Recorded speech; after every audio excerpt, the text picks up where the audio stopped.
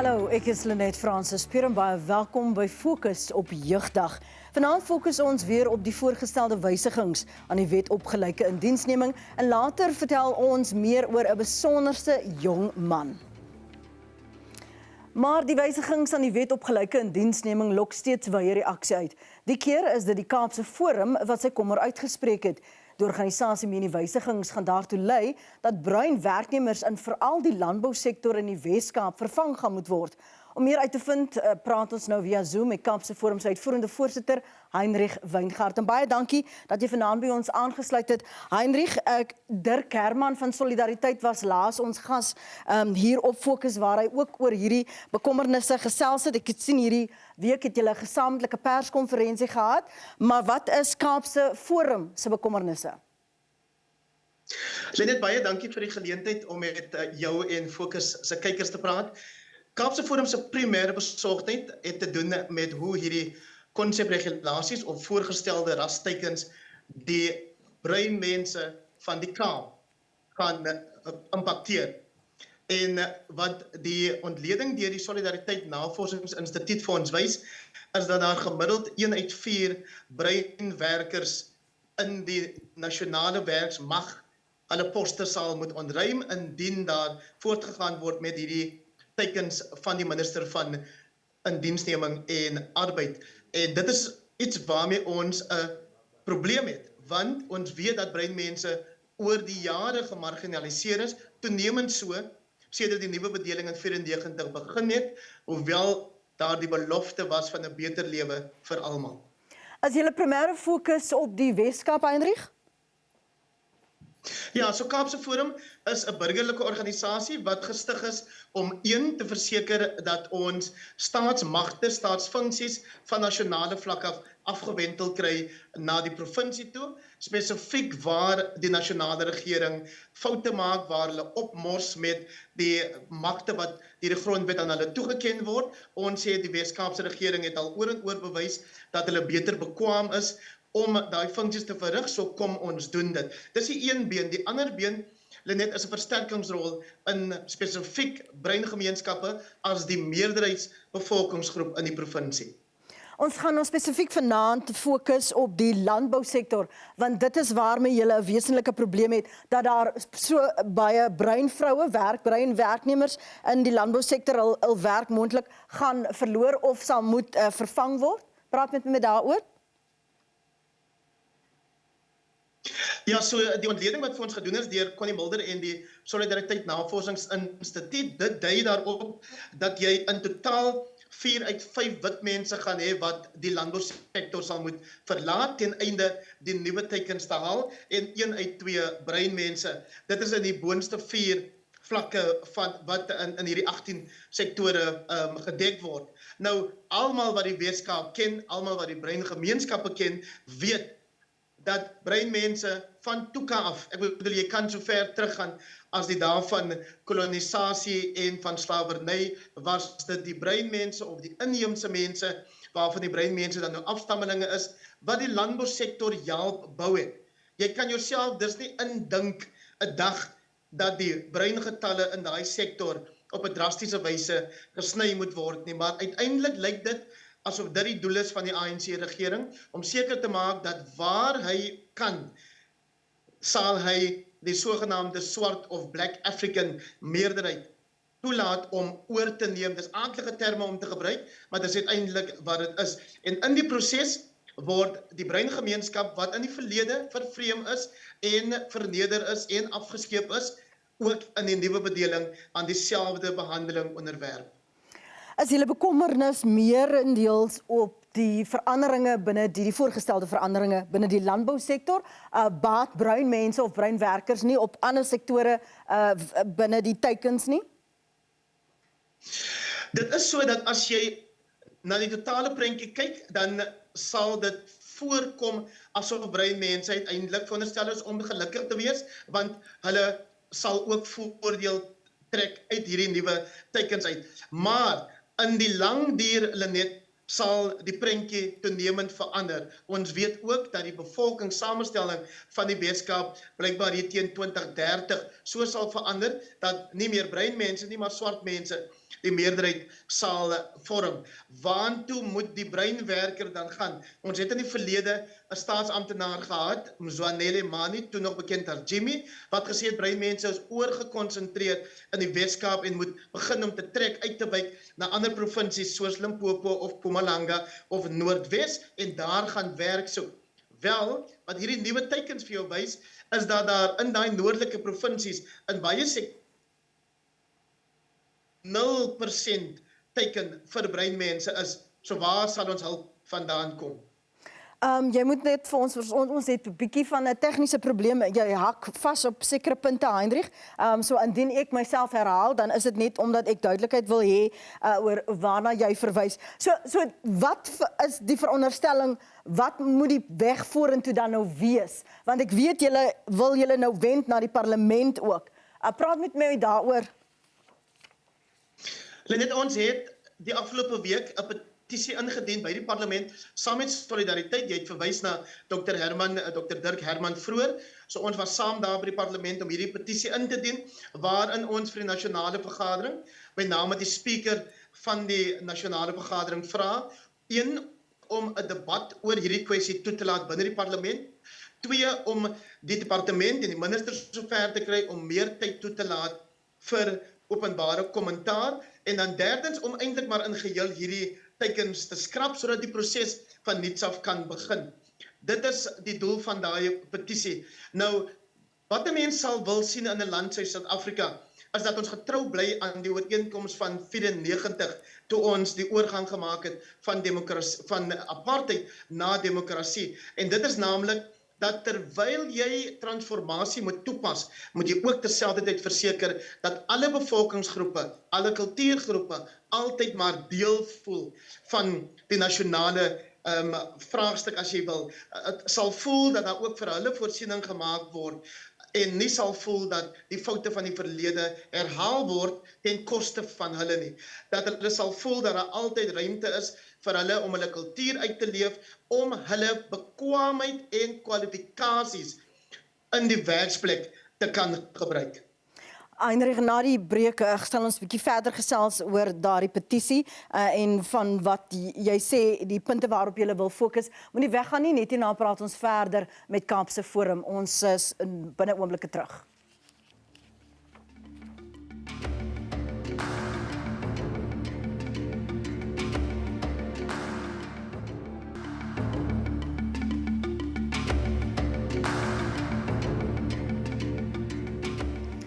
Ons hoor vanaand watter probleme Kaapse Forum voorsien met die wysigings aan die wet op gelyke indiensneming. Ons sit nou ons gesprek via Zoom voort met die uitvoerende voorsitter van Kaapse Forum, Keindrich Wyngaard. Keindrich, net voor die breek het jy en ek haal jou aangesê die foute van die verlede herhaal word. Glo julle dat hierdie voorgestelde regulasies 'n letterlike herhaling van die foute van die verlede sal wees? So by die media-konferensie wat ons maandag gehou het, net oor hierdie kwessie, het ek begin deur te sê dat Kaapse Forum erken dat daar ongeregtighede in die verlede plaasgevind het en dat dit nou in die nuwe bedeling reggestel moet word. Maar die wyse waarop die ANC dit doen, wys vir ons dat hulle getrou bly aan hulle beleid van blacks in general, wat moet voordeel trek uit hierdie transformasie of veranderinge, maar dan Africans in particular. As jy mense probeer vertaal in Afrikaans, sou dit seker beteken dat jy swart mense in die generiese sin van die woord, wat bruin en indiër word intersluit, moet voordeel trek uit hierdie nuwe teikens uit, maar dat daar maar steeds aan die sogenaamde Black African of dan swart in 'n etniese sin voordeel gegee word, of dat daar 'n groter besorgdheid is om aan daai spesifieke bevolkingsgroep die vrugte te gee van hierdie nuwe bedeling. As jy kyk na die wyse waarop hierdie teiken saamgestel is, dan kom jy dikwels by persentasies uit wat minder as 100% is. En wat vir ons wys dat die regering, die departement van indiensneming en arbeid, minder besorgd was oor of hierdie goed uiteindelik tot 100% optel en of dit eintlik maar net doen wat hulle wil doen, naamlik om te verseker dat die grootste hap van die koek aan swart mense gaan. Dit klink weer eens verskriklik as 'n mens dit so uitspel. Dit klink ook dalk vir sommige mense rassisties, maar dit is die realiteit van Suid-Afrika vandag, dat minderhede, dis naamlik wit, bruin en Indiër, word vernalaat, word behandel asof hulle 'n lastigheid is, 'n muskiet in hierdie samelewing waar die ANC sy meerderheid wil gebruik om te verseker, hopelik, dink hulle, dat hulle genoeg stemme steeds sal kry by die stembus om dan die land aanhou te wanregeer. Soos wat ons sien, die ouditeur-generaal nog net vir ons die ander dag gesê het, 1, dat jy toenemend by munisipaliteite die aanstelling van konsultante sien, omdat die kundigheid nie daar is om te verseker dat daar met die finansies van die munisipaliteit behoorlik gewerk word nie. En anderzijds het ons gehoor dat in vele staatsdepartemente is daar tientalle mense wat aangestel is en nie nodige kwalifikasies beskik nie. Dit alles, Lenet, omdat swart mense in poste ingedruk moet word, ingestootskraper moet word, terwyl daar bekwame bruin, Indiër en wit mense is, gekwalifiseerd en met die nodige vaardighede en ervaring in daai werk, wat nie gebruik word daarvoor nie. Meen jy dat al hierdie polemiek te doen het met politiekery, omdat ons 'n algemene verkiesing op hande het? Ongetwyfeld, Lenet, dit is waaroor dit maar altyd gaan vir die ANC, sy dit hierdie nuwe sogenaamde diensbillikheidstekens is, of enige ander programme waarmee die ANC wil verseker dat hy, omdat hy op soveel gebiede wat dienslewering aanbetref in gebreke bly om die beste te lewer vir die mense van Suid-Afrika, wil hy op 'n kunsmatige wyse die idee skep dat hy deliver. En hoe deliver jy? Jy maak seker dat swart mense werk kry en dat hulle maatskaplike toelaas kry. En op daai wyse fokus hulle dalk minder op die slaggate in die paaie of die waterreservoir wat nie gediens word nie, of Eskom se kragstasies wat nie klaar gebou word nie. Keindrich, baie dankie vir jou beskikbaarheid vanaand hier op Fokus. Dit was Keindrich Wyngaard, uitvoerende voorsitter van Kaapse Forum. Onthou, ons gaan in die volgende paar weke nog menings inwin oor hierdie onderwerp. Maar bly ingeskakel, net hierna praat ons met 'n jong man wat groot struikelblokke oorkom het en sy diploma aan die Tshwane Universiteit van Tegnologie verwerf het.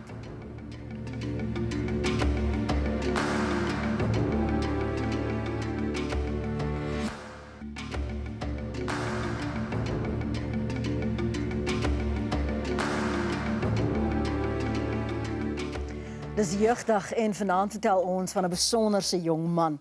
Die trauma wat Desmond Mola ervaar het tydens sy eerste paar dae aan die Tshwane Universiteit van Tegnologie was sy grootste dryfveer om sukses te bereik.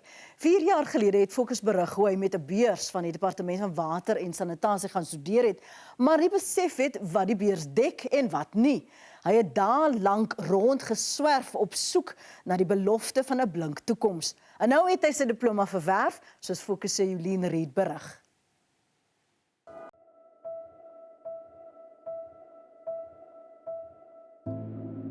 Stoksiel alleen in 'n onbekende stad, net gewapen met die wil om te leer.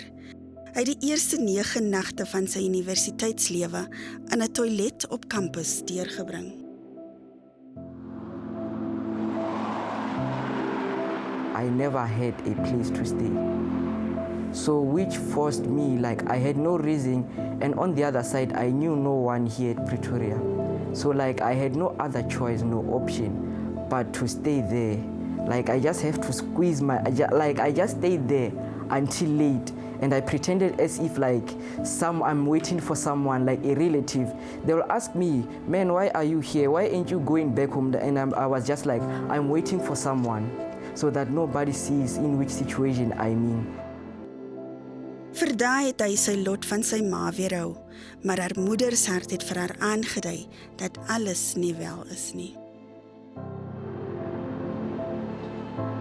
She also even once told me that, can I please just make a loan or something to just come back. Don't force things, Desmond. And I told her that I'm not forcing anything. I know I was meant for this. I know I was meant to be here. Even though things are hard, but I know that things are going to get better. Sooner or later, I'm not going to quit. This is where I know I belong right now. This is home for me.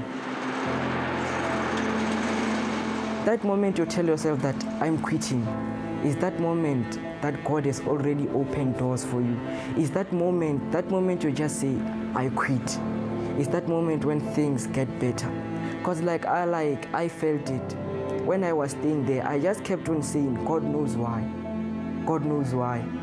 That's the only thing I kept on telling myself. God knows why. And I knew that one of those days, things are going to be better for me. Through all the hard things, all the pain that I went through, I just told myself, one day, things are going to get better. Net voor hy breekpunt bereik het daar vir hom 'n uitkoms gekom. So he came to us and said, I don't have a place to sleep. So just like I said, we took it as a joke. We laughed until he provided his things, washing cloth, the toothpaste. That's when I started believing that this was not true. Then it was so painful to us. It was so painful. In Mei vanjaar is hy vir sy opoffering beloon toe hy sy diploma in analitiese chemie aan Tshwane Universiteit van Tegnologie verwerf het. Because even the time I was graduating, one of my friends was reminding me, look at where you are today, you are graduating. Do you still remember those days? I nearly cried that day. He said, do you still remember those days when you were sleeping there at school, always going up and down without any place to stay? Yeah, it was very touching. It was very touching indeed, because I had to remember those days and where I am today. There's just a lot of difference. There's a lot of I can see my efforts, they were not just into waste, even though sometimes I failed the adversity. And when I failed and thinking of maybe quitting or giving up, it just made me realize it wouldn't eventually put me anywhere, because I can say I've seen worse than failing. My mom was there. I made sure. I made sure that she was gonna be there. We made sure we had to make sure that she's there. She was the most important person who had to be there. So we made sure, we ensured that she's there on that day. Deesdae is hy deel van Departement Waterwese en Sanitasie se internskapprogram en toets watermonsters by die Rode Plaat Laboratorium. We as the analyst in the lab, we take the water. There are certain compounds that we are looking for. Others are DDT. So yeah, that's what my research was based on the compound called DDT. It's just an abbreviation so far. So eventually what we do is we analyze the water and we look at the amount of that substance in the water. So the DDT was used as a compound that was used to detect, that was used to kill it was used to treat malaria during those olden days. So right now that compound is not eventually environmentally friendly, because it stays in the water for quite a long time. So sometimes it can cause chronic diseases. Sometimes it can result in women maybe giving birth to prematures if they maybe consume that water by mistake or something, especially in the poor villages where they depend on the waters. Hy wil meer bereik as wat hy tans doen. If my results are in this manner, what is it that I can do? If it happens maybe the concentration of the DDT is high and is not suitable for human consumption in the water, what is it that I can do about the water? What is the thing that I can be able to do to reduce that compound inside the water? You don't keep this closed. You see this one is closed. This one is connected. So now we're going to go and get the equipment that are needed. So we need to read further. He's challenging me, because if you work with Desmond, you mustn't relax, you must read, because he'll come up with something. Ma'am, can I ask you something? Ma'am, can I ask you something? Yeah, so you must make sure that you are ready, you have the answers, or you know where to find the answers. Yes, and what I like about him, if you tell him to go and read about something, he will do that. And when you ask him, then he'll give you the answers. Like in our laboratory, we are dealing with persistent organic compound. There are a lot of compound. Among those are the pesticides. So I just chose one of them, one compound for him. You just give him the name of the compound and then he will research about it and write about it. Die oplossingsgerigte denker glo plaaslike wetenskaplikes het die mag om die land se waterprobleme op te los. I pray that one day I have my own purification system that will be able to help majority of the small communities where I come from, you see. So that's the thing that I want, and I know that one day, baby steps, like they always say, I will make it that far. Toe dan bly toegewyd aan sy visie. I had to get to a point where people be like, are you sure what you're doing is really what you want to do? Are you sure like the path that you're taking, is it really the path that you think is best for you? Because yeah, sometimes I kind of like got like, sometimes it felt like I was being demotivated, because at some states I had people where they'll be telling me like, you'll get crazy because of books, because you read a lot, you're always focused on your education.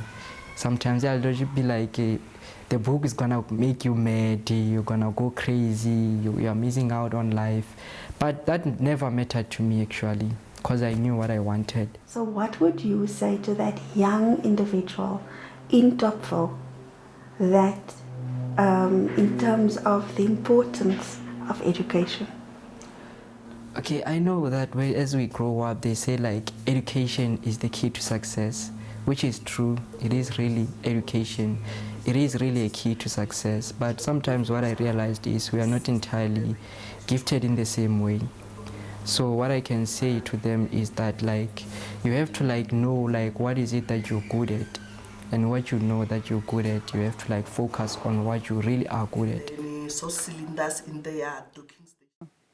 Know your strengths, weet wat jou sterkpunte is. Dankie, wat 'n wonderlike inspirasie so aan die einde van vanaand se uitsending. Moenie vergeet nie, volgende week Vrydag aand om 8:30 hier op SABC 2, dan is ons weer terug. Kry vir ons gerus ook op YouTube, soek net vir Fokus en SABC 2. Ons groet tot volgende week, geniet die res van jou naweek. Totsiens.